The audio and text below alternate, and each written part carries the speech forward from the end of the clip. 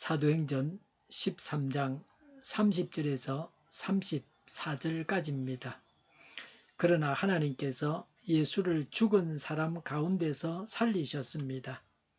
그래서 예수는 자기와 함께 갈릴리에서 예루살렘으로 올라간 사람들에게 여러 날 동안 나타나 보이셨습니다. 이 사람들은 지금 백성에게 예수의 증인입니다.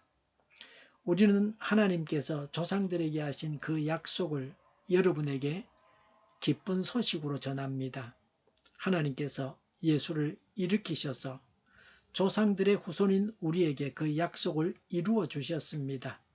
시편 2째 편에 기록한 바 너는 내 아들이다. 오늘 내가 너를 낳았다 한 것과 같습니다.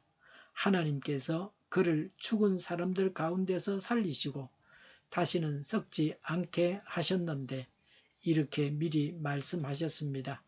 다윗에게 약속한 거룩하고 확실한 복을 내가 너희에게 주겠다. 아멘. 오늘 본문이 예수님의 부활을 말씀하고 있습니다.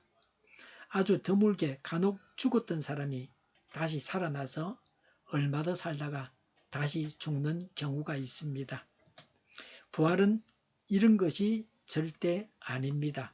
부활은 완전한 몸을 입는 것입니다. 부활해서 완전한 몸을 가지고 영원히 사는 것입니다. 이 세상에 사는 사람들의 몸은 완전한 몸은 아닙니다. 반드시 죽어야 하는 불완전한 몸입니다. 그러나 부활의 몸은 완전한 몸입니다. 차를 타지 않고도 순식간에 유령처럼 먼 곳을 가기도 하고 문을 닫아둬도 벽을 뚫고 들어오기도 하고 그럽니다. 영원한 천국에서 영원히 사는 것입니다. 영생하는 것입니다. 부활의 몸을 입고서 그렇게 삽니다.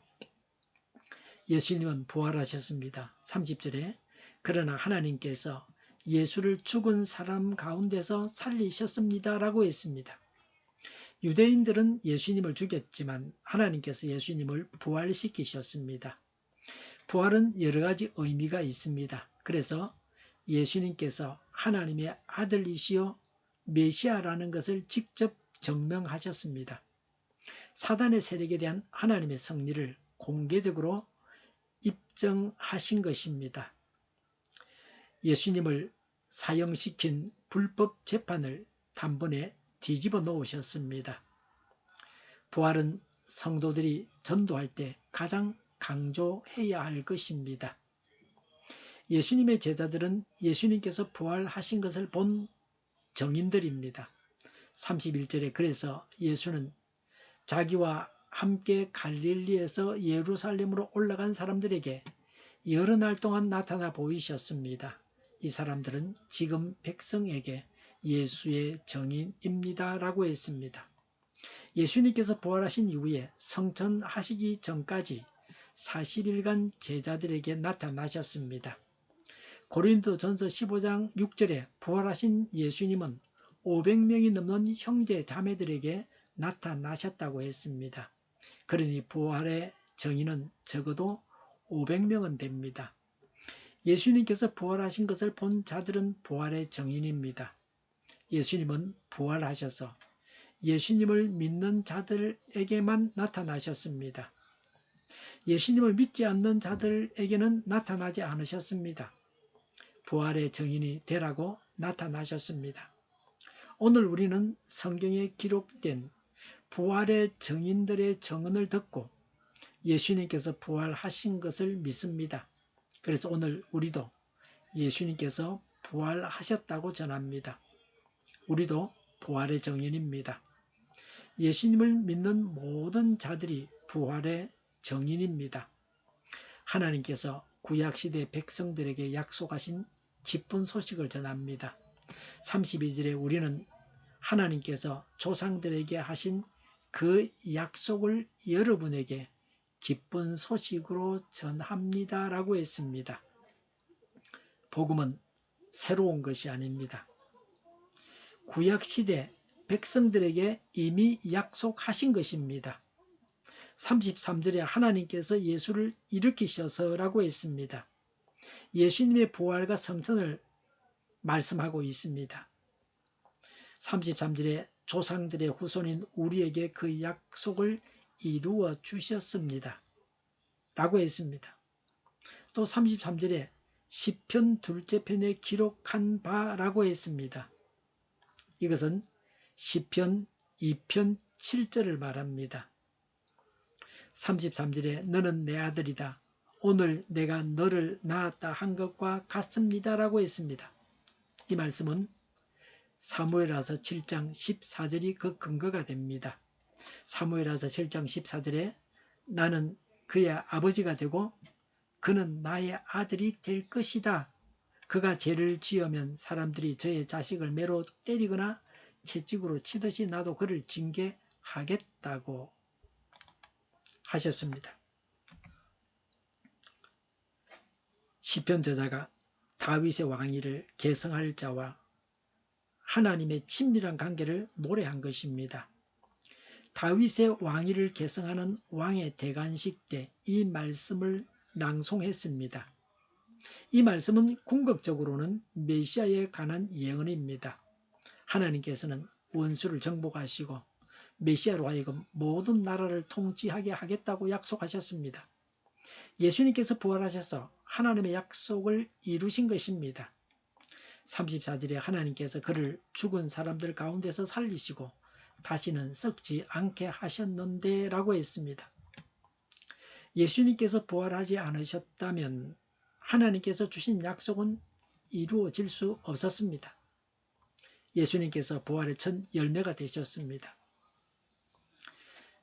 그래서 이제는 사망이 더 이상 지배하지 못했습니다. 예수님이 인류의 주권자요 영원한 통치자이심을 증거해 줍니다. 계시록 20장 4절에 내가 또 보좌들을 보니 그 위에 사람들이 앉아 있었는데 그들은 심판할 권세를 받은 사람들이었습니다. 또 나는 예수의 정언과 하나님의 말씀 때문에 목이 베인 사람들의 영혼을 보았습니다. 그들은 그 짐승이나 그 짐승 우상에게 절하지 않고 그들의 이마와 손에 그 짐승의 표를 받지 않은 사람들입니다. 그들은 살아나서 그리스도와 함께 1000년 동안 다스렸습니다.